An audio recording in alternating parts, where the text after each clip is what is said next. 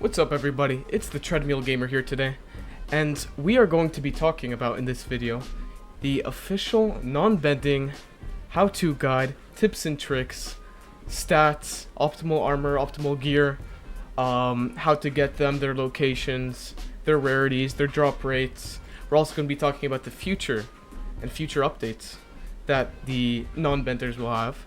So stick around to this video, let's get right into it guys. Give 'em prayer hands, say what's up America.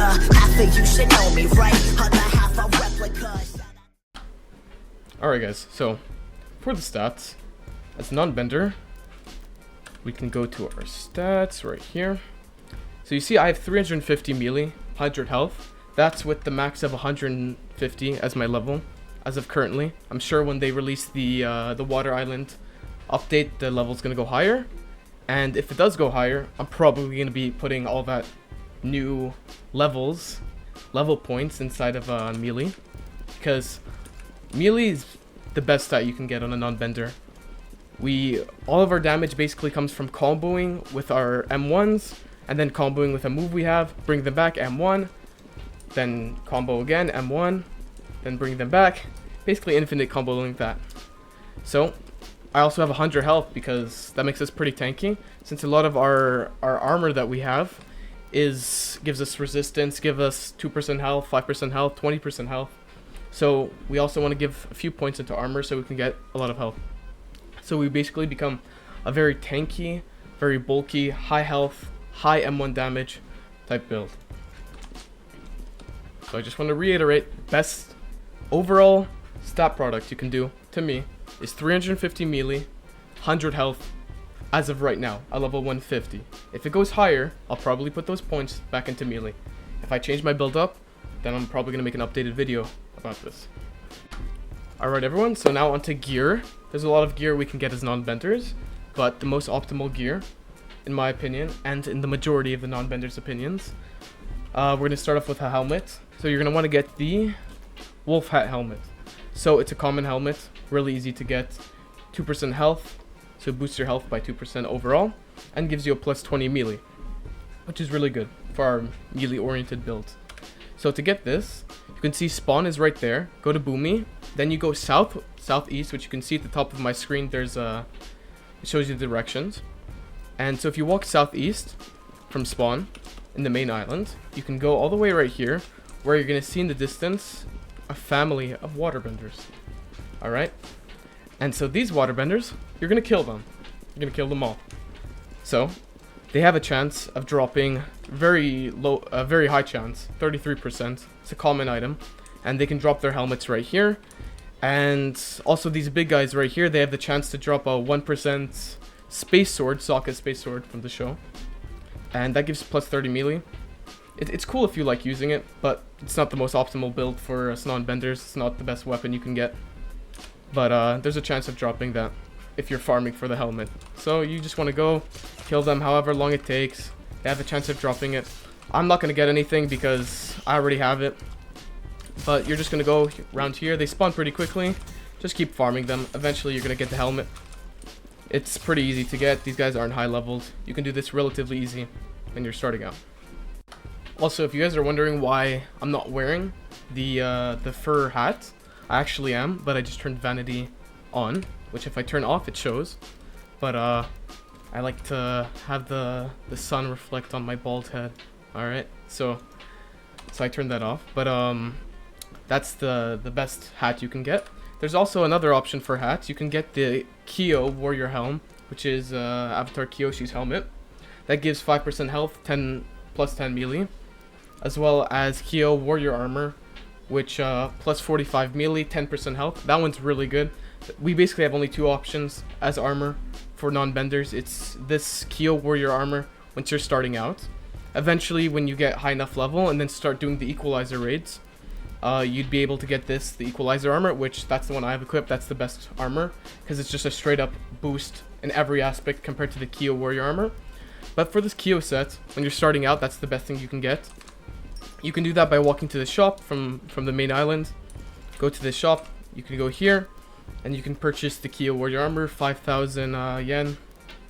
as well as the Kyo Warrior helmet, 2,500 yen. And if you want, you have the extra cash, you can spend it on a 850 yen katana, plus 5 melee. Not necessary at all, but if you have the cash, why not? And in total, with those 2 helmets and armor, that should be around 7,500 yen.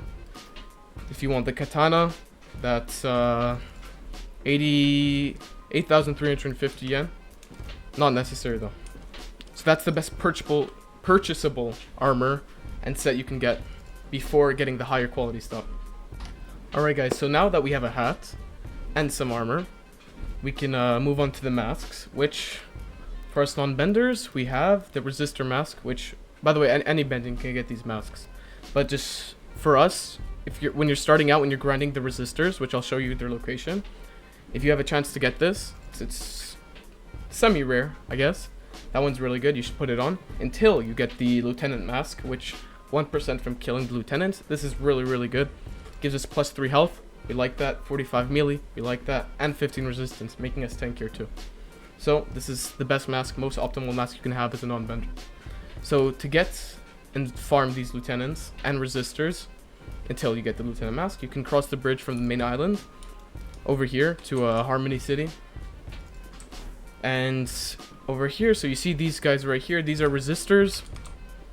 They have a chance of giving you the basic resistor mask, which if you get it, sure, it's good until you get the lieutenant's mask, which that one you get from killing these guys with the batons here.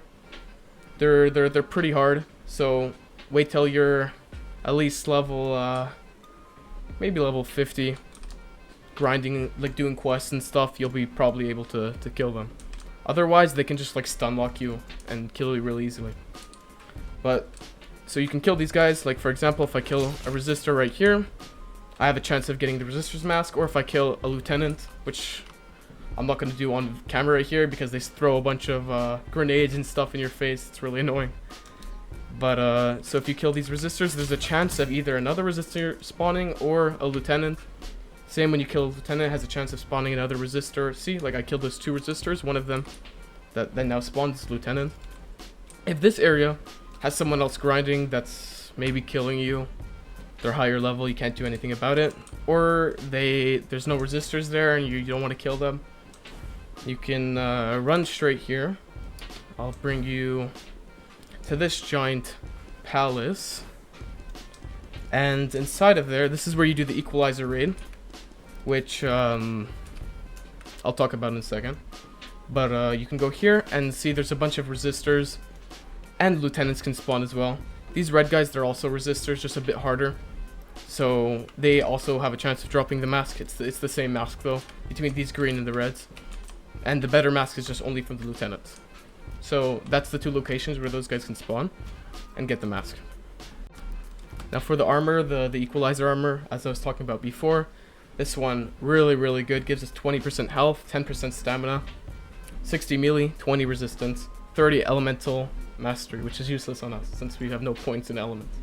But the 60 melee, 20 resistance, and 20% health is the main point of that, and no other armor beats that in stats. Even the higher prodigy armor, the air master, if we are even able to get it, doesn't beat that. So this is the best one you can get, and by doing that, to get that, you have to do these equalizer raids, which you need a water, a fire, an earth, and an air, all to go in. The only one that's not required is actually non-benders. So to do that, you can either go on the Discord, the RoBending Discord, or the RoCasting Discord now, and just ask people, or maybe there's some people in your game doing a raid, just ask to join them. You sit in here, you're gonna do a bunch of little stuff. Water has to put out fire, earth has to bring you forward, fire has to light torches, whatever.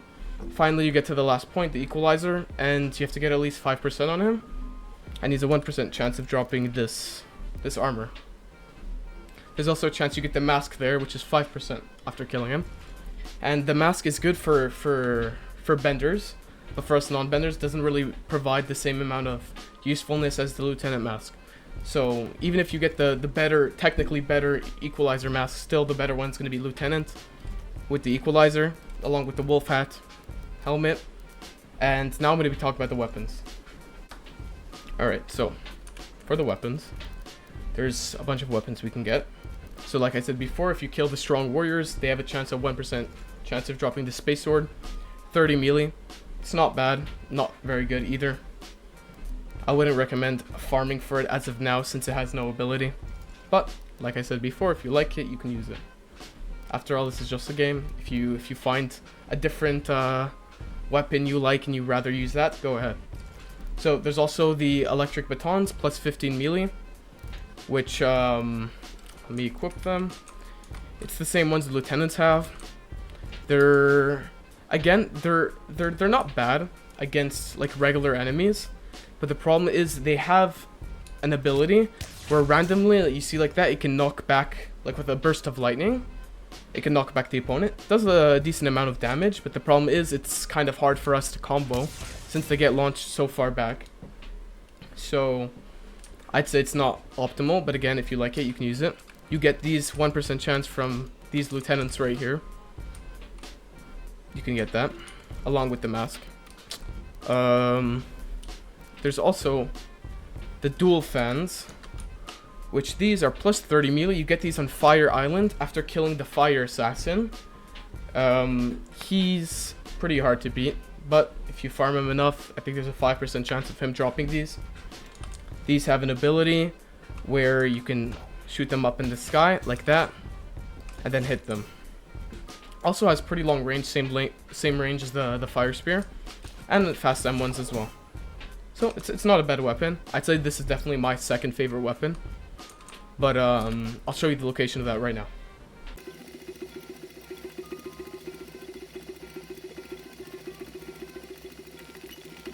Alright, so for the dual fans, we're gonna wanna go to Fire Island, and after the spawn right there, you're gonna walk over here. Let's get there a bit faster. And you can see this guy over here that I'm running towards. He's the fire assassin. There's also one in the Prodigy raids, which has a chance of dropping the dual fans as well, but it's way easier to grind for them out here.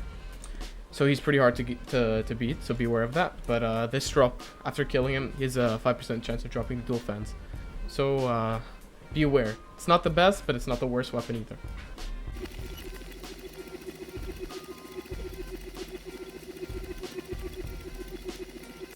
Anyway, so now onto the most optimal weapon and best weapon you can get as an oddbender, in my opinion, is the dual swords. So they're plus 15 melee. They're rare. They're not as hard to get as the like electric batons or the space sword or any other legendary gear, which is kind of weird that they're not as hard but better. So the main reason why these are good is because of the ability lunge, which for some reason does a hell of a lot more damage compared to any of the other weapons. And from that you get this, you can get it from the boss, where if you walk out of there, you can walk in this corner right here, and there's this Zuko boss, or I think it's Blue Ninja. If you kill him, I think it's a 12% chance of him dropping it. And you get these weapons. These are the best ones you can get, mainly for the ability. You can combo with that, get people in combos. You can start combos, you can run away if you're low HP and don't want to die or something like that. They're basically the most versatile, best weapons you can get as a non-bender. So just to clarify, best gear for a non-bender is the Lieutenant's Mask, the Equalizer's Armor, the Wolf Hat, the Dual Swords, and yeah, everything else you could still use it if you don't have these specific rare items. Like you can use the Kyo Armor if you don't have the Equalizer Armor yet. Still gonna do well, but those are the most optimal stuff. Alright, so let me showcase the moves that us non-benders have. And luckily, the good thing about these moves, we don't have to grind for scrolls. All of them come naturally in your inventory as soon as you hit specific levels. Basically every 5 to 10 levels from level 1 to 60 is going to unlock a new move for you. We have a total of 7 moves, 0 subclasses, but in the future it's possible we will get some sub elements, but as of right now we have nothing. So the first move is String Throw, which this one is an okay move. It's good especially against players or NPCs who are standing still, and it bypasses block. So for example, you just aim your for example, I can interact on this guy, lock onto him if I want.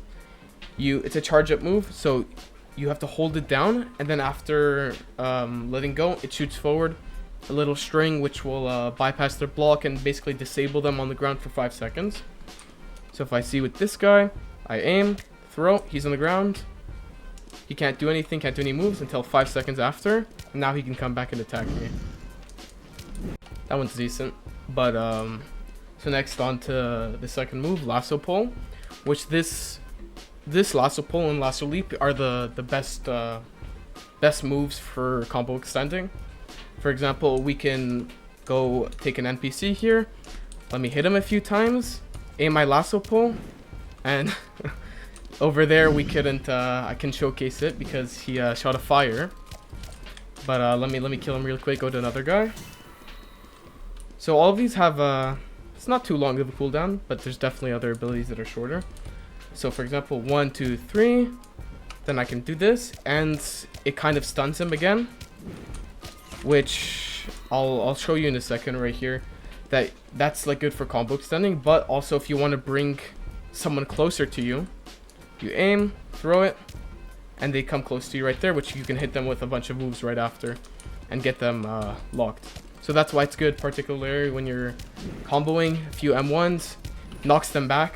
Oops, I did our last move that I'll show you about later, but you're gonna just hit them. Ignore that. That was very cool looking, but that's the final move. But yeah, so it just takes someone, brings them close, hit them with a few, knock them back like that. All right, so for the third move, we have the lasso leap. It's the same as the lasso pull, where the only difference is instead of you pulling the enemy towards you, you're just pulling yourself towards them. So for example, this enemy is far here. I can go close, hit him with some punches, and continue my combo however I want. So it's a very good move along with lasso pull. These enemies have too little health for me to showcase a full combo, which I'll show you after, but it's very good for combos. So the fourth move we have is the smoke rush. Okay, so it's basically like a little smoke bomb. You aim your mouse, throws a smoke bomb. For us, it's green because we can walk through it. But for enemies, they see their whole screen gets fogged up with green. They can't see anything. The same, which I'll showcase in a few seconds. But it's the same bomb that the lieutenants and resistors throw at you, where you just can't see anything, can't target. That's the same thing that happens to enemies. That one, it's okay. It's mainly good for if you're trying to run away, like hide somewhere, lose people if you're getting jumped, stuff like that. It's not really the best on gets NPCs and like PvE right here. It's not going to do anything. They're not affected by it. Alright, here's an example of the grenade that we throw. He's going to throw it in a second. Okay. See how it lands like this? Our entire screen's covered. We can't target anything. This is how everyone who's inside of there that's not you reacts to the grenade. Lasts quite a bit of time too. Hey guys, so while I'm editing this video, I realized my footage for the Quake Stomp, the 5th move, somehow got deleted. So I'm gonna show you a quick showcase of the Quake Stomp. So essentially what I said in the deleted footage was a tip with the Quake Stomp. You see when you press R, it makes a little circle around you which disables your opponents. It launches them up in the air for a second, and you can use that to combo off your M1s, extend your M1s. But you have to look directly at them. It can't be, like for example this guy, if I look in a different direction, nothing happens to him regardless, even if it looks like on the floor it's a circle. So you have to be facing their direction if you want the Quake Stomp to activate, like this. So if I'm staring at him, it'll launch him in the air like that, and do that. So once this goes off cooldown, I'll show you an example. Let me just kill this guy. Alright, so let's go with him. So an example of how to use this, you can do 3 M1s and then a Quake Stomp and then another M1 combo. So for example, you can combo extend with this. 1, 2, 3, Quake Stomp, 1, 2, 3, 4. So you can like extend your combos this way. and that's the quick stomp move. Alright, so the next move we had is rapid punches, and that move is not really good. Out of the whole kit, I'd say this one's the worst move. But against mobs, not against players. Against players, you're not. It does so little damage. But against mobs, you can use it to kind of extend your combo. Like as I was saying before with the Quake Stomp, you can extend your combo like this. Where this move, it's basically like a JoJo multi-punch. You punch the enemy a million times, you have to hold down, and then kicks them away at the end.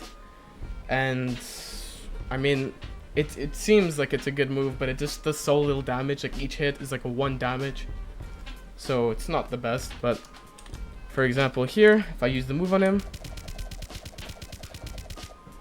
okay, against this mob, did a decent amount of damage, but I am way higher level than him. I'm maxed out level on this account, so kind of makes sense that it does a lot of damage.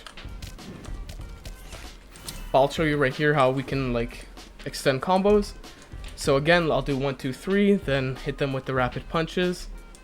And let's see, 1, 2, 3. You can extend like that.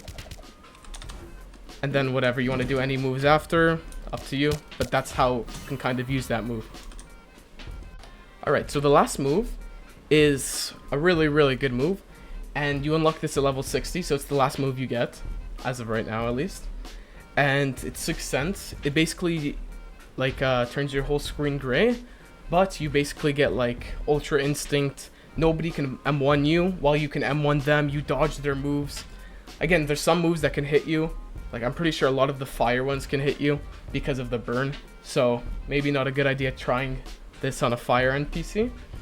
But, I'll show you. So, if I hit this guy, activate it, my whole screen, I dodge his fire, dodging his punches. But see, like, this move can hit me. I'm dodging that. So, see, it lasts for a decent amount. Oh, and I'm getting jumped, apparently. Okay, but so yeah, it's pretty good, especially against players. It's definitely a strong weapon. I mean, a strong move. But yeah, it's definitely something that's very good. And I'll show you once this goes off cooldown. It has a long cooldown, so you gotta wait a bit after using it, kind of like a sub bending. But I'll show you right here how you can hit your moves during it. So waiting for that to be off cooldown. Let's go, let's go. Okay. So I hit him. He can't hit me, but I can like do my full combos in it. I can do whatever I want, and I'm basically immune to all that for however long it lasts for.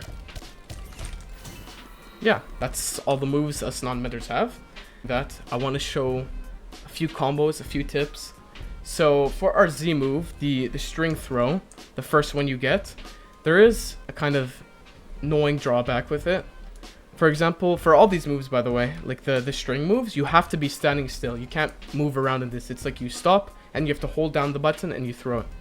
But more specifically with the string throw, out of all those string moves we have, it's the only one where if you're right up close to the enemy, even if I target to him, it goes straight through him. So you got to be sort of back like around this range, and then if you throw it, there you go, it hits perfectly like that.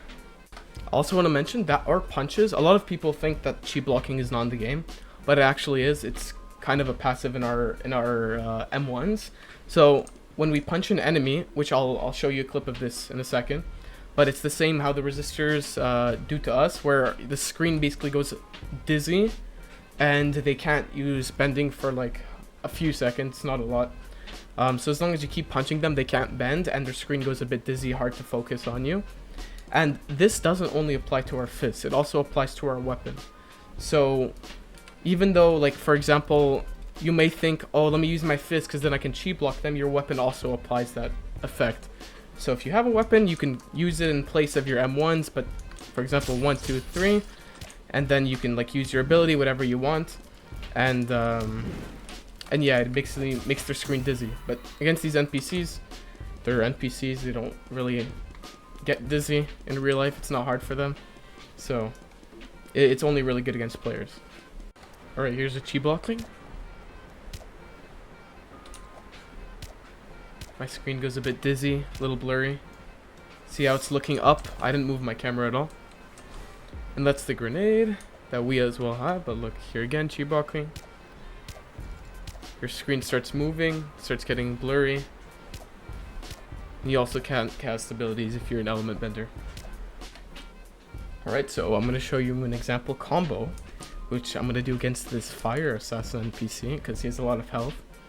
But, so, for example, if the enemy's standing still, you can always hit them with a string throw. Hit a few M1s. You want to get closer, lunge at him with the dual swords. A few M1s. Then you throw, bring him towards you. Bring it back like this.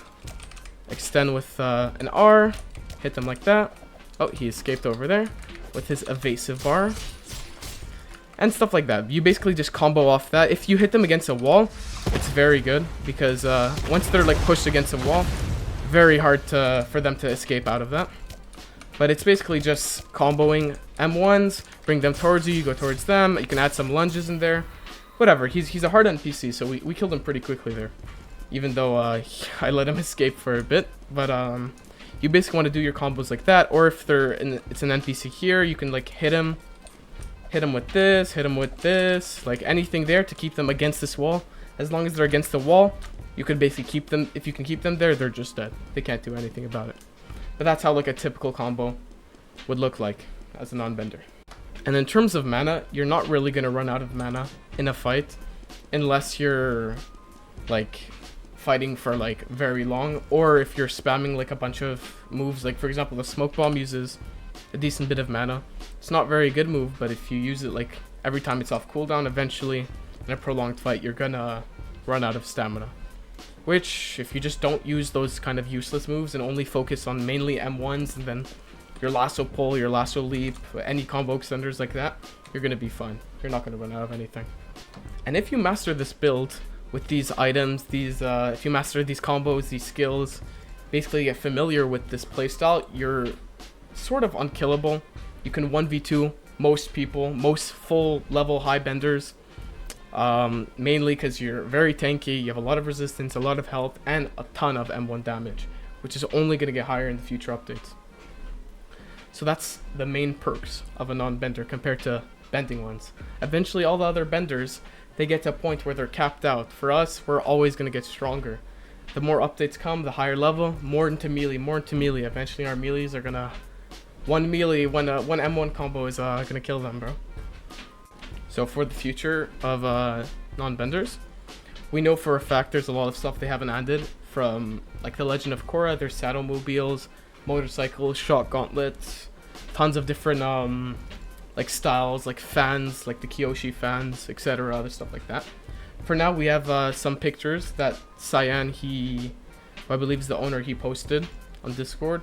So this first one of like leaking like just teasing a bit of the non-benders bikes, so the Equalist bikes, motorcycles, which that's going to be a new way for us to move around. Here's another picture, it holds 2 people. So that's one thing we definitely are going to receive soon, motorcycles. So there's also, which I believe this is another picture Cyan posted. I think this is going to be a non-bender weapon for us. This is Sokka's boomerang. So that might give us a ranged weapon type option. This update's supposed to come out tomorrow, so I guess I'll update you guys maybe a new video if these are the new viable optimal weapons compared to the Zuko swords we have now. And if these are non-bending weapons, these are going to be pretty good for combos. We're going to have some ranged combos and some new tech. It's going to definitely change things up, and these are something to look forward in the next update, which should happen tomorrow.